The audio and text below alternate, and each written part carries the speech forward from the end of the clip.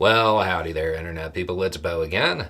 So, today we are going to talk about Harvard and AI and polling and something that happened up at Harvard at the Kennedy School that is interesting in and of itself, but the reason it's happening is more interesting. So, up there, they conducted some experiments, let's call it, where they used AI, large language models, okay, and kind of trained AI agents to be either conservative or liberal, and then polled them, conducted polling of the AI. Now, overall, it actually seems like it did okay.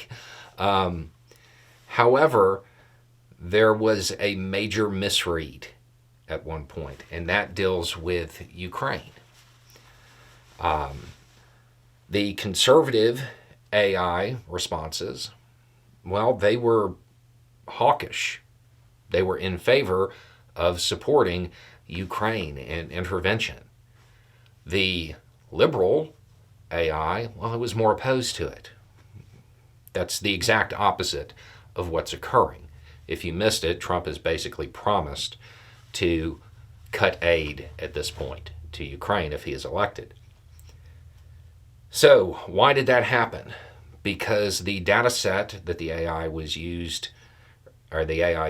to be trained with, it ended prior to the political positions being established.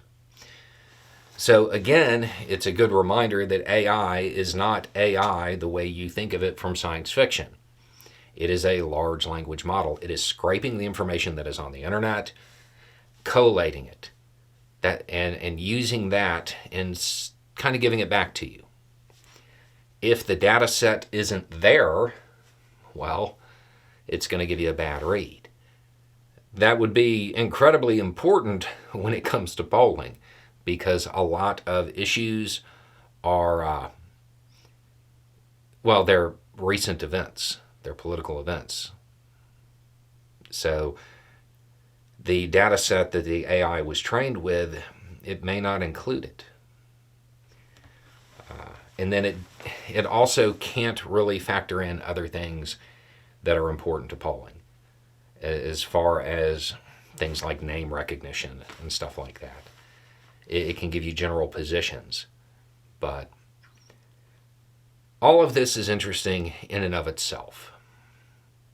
It's more interesting to me because of the reason they're playing with it.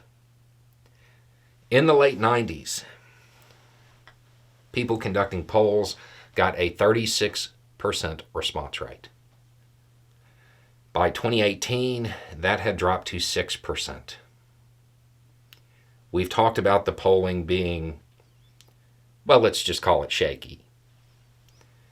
And I have been reluctant to accept non-response bias as a reason for the polling being a little off and skewing to a certain side of the aisle.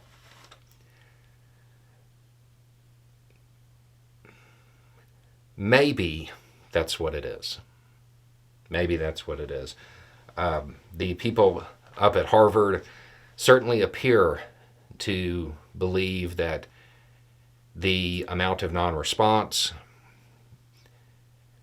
well, that requires a solution, even if it's an artificial one. So this in and of itself, it's interesting. It's a cool little experiment. The reason it was conducted, though, that might be more important. Again, the polling is only as good as the information that goes into it. Anyway, it's just a thought. Y'all have a good day.